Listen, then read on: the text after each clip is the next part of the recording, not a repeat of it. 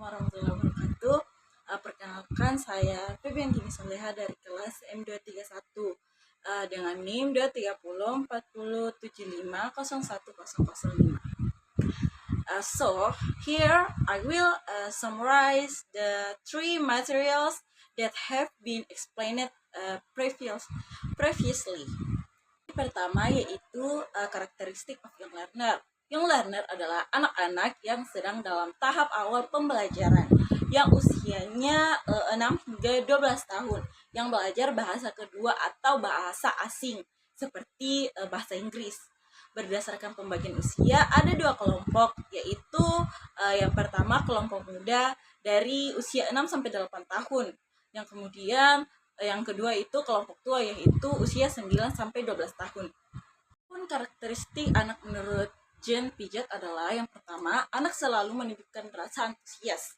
Yang kedua, anak selalu belajar secara tidak langsung. Yang ketiga, anak lebih mampu memahami hal-hal yang dapat dilihatnya, dapat didengar, dan dipegang. Kemudian, anak-anak itu memiliki daya konsentrasi yang rendah. Kemudian nomor yang kelima, anak senang berbicara, terutama tentang hal-hal yang ada di sekitarnya. Yang keenam yaitu anak baru belajar bahasa, belum lancar membaca dan menulis. Kemudian yang ketujuh, anak menyukai fantasi, imajinasi, dan gerakan. Saya akan memaparkan pertanyaan dan jawaban untuk kelompok 1. Starting from the understanding of young learners, children are unique learners and they can easily imitate something. For example, the language we use in everyday life. So, in your opinion, how are young learners able to acquire their second language or foreign language which they have just learned? The answer: children are like sponge. They absorb everything around them. So, if we want them to be able to speak a foreign language, we have to make them hear and see that language often. For example, play children's songs in English, watch English cartoons, or read storybooks in a foreign language. The more often they were exposed to the language, the faster they will get used to it. Pertanyaan dan jawaban yang kedua yaitu how to improve children's low concentration and what kind of language learning methods can be used. Jadi the answer: to improve children's concentration, the learning environment must be comfortable and minimally disturbed. Avoid distraction such as electronic devices and ensure adequate lighting. Adjust the learning method, the child style, visual, auditory, or kinesthetic, to make it easier for the understand the material. Use such as picture, videos, and educational games to learn a language. Make the process fun and natural. Get your child used to hearing a new language through stories,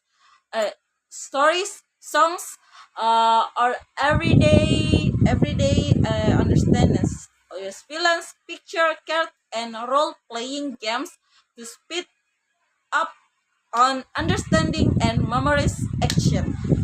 Jadi materi kedua yaitu karakteristik of teacher young learner.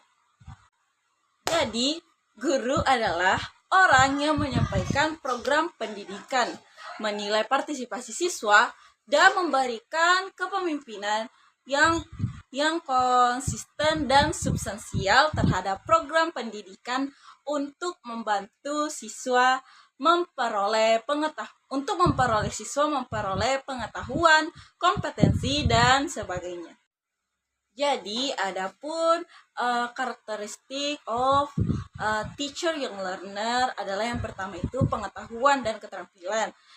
Tanpa adanya pengetahuan, tentu saja guru akan sulit untuk menyampaikan materi kepada siswanya. Kemudian yang kedua itu keterampilan. Tanpa adanya keterampilan, guru juga akan sulit untuk mengajarkan materi kepada siswa agar siswa lebih memahami materi tersebut. Di karakteristik of teaching learner yang kedua yaitu komitmen, motivation, and caring. Guru yang memiliki komitmen tentunya akan bersungguh-sungguh dalam mengajar untuk siswanya. Kemudian motivasi, tanpa adanya motivasi dari guru, anak-anak atau murid tidak akan semangat untuk belajar dan tidak akan bersungguh-sungguh dalam pembelajaran yang dilaluinya. Kemudian yang ketiga yaitu kepedulian. Tanpa ada rasa kepedulian terhadap muridnya, terhadap guru kepada muridnya, tentunya akan membuat murid akan kesulitan dalam belajar, apalagi murid yang kesulitan memahami materi. Tentunya guru tidak akan membiarkan murid tersebut apabila seorang guru memiliki karakteristik kepedulian tersebut. Jadi pertanyaan dan jawaban untuk kelompok 2. Yang pertama yaitu, according to your group, how can a teacher who live in a remote or isolated area utilize the role of technology to improve learning? The answer, guru di daerah terpencil dapat memanfaatkan teknologi untuk mengajar meskipun mereka tidak memiliki akses internet. Dengan mengunduh konten digital, e-book ataupun video untuk digunakan secara offline.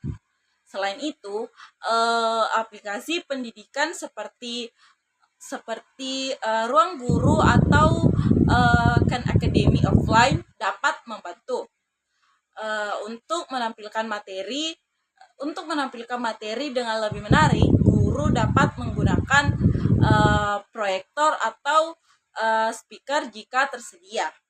Jadi yang kedua yaitu how can the teacher develop effective communication skill in teaching ESP, especially when dealing with students with widely varying levels of English comprehension.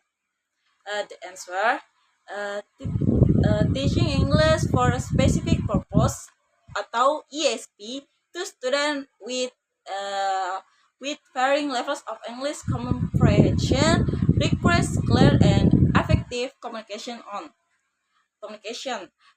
Teachers should use simple language, avoid complex terms, and use examples to explain the material.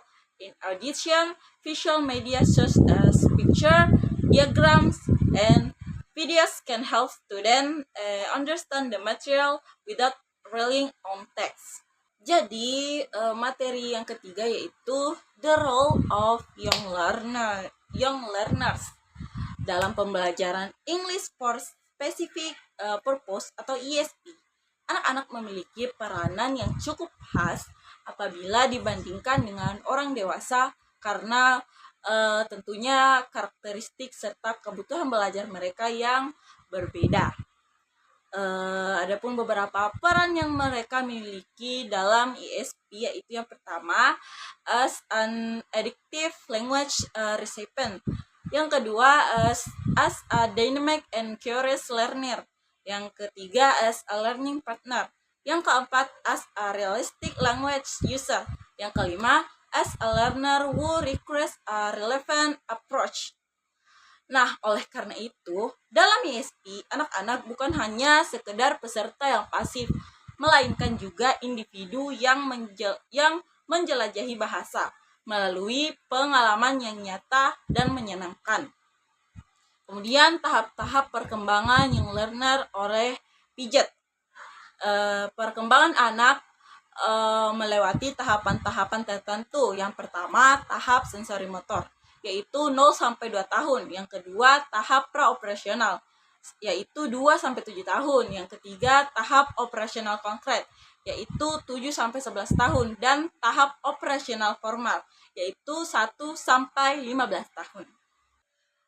Jadi, jawaban dan pertanyaan untuk kelompok 3. Pertama, why are English teaching methods for children different from those for adults? Give concrete example.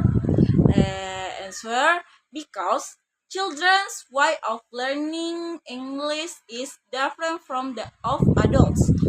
Children use play, listening, and imitation, while adults really on rules and understanding. Misalnya, anak-anak lebih mudah memahami pemahaman hewan dengan lagu, kartu flash bergambar, atau permainan peran.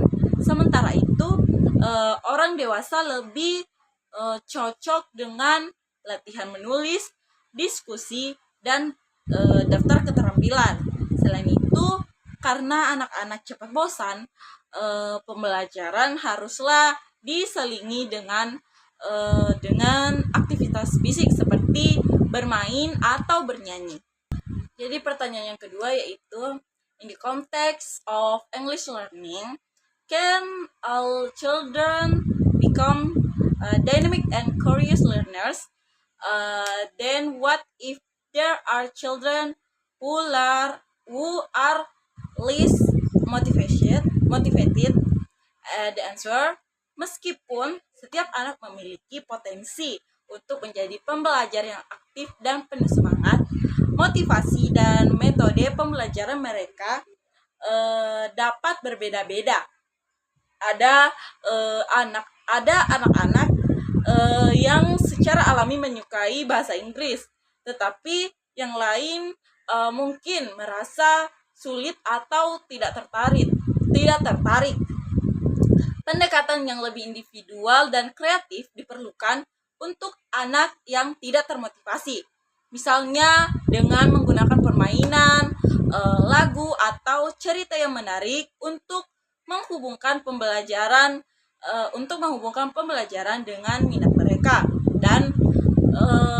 dan memberikan pengalaman belajar yang lebih interaktif dan relevan dengan kehidupan sehari-hari untuk meningkatkan kepercayaan diri dan dorongan untuk belajar.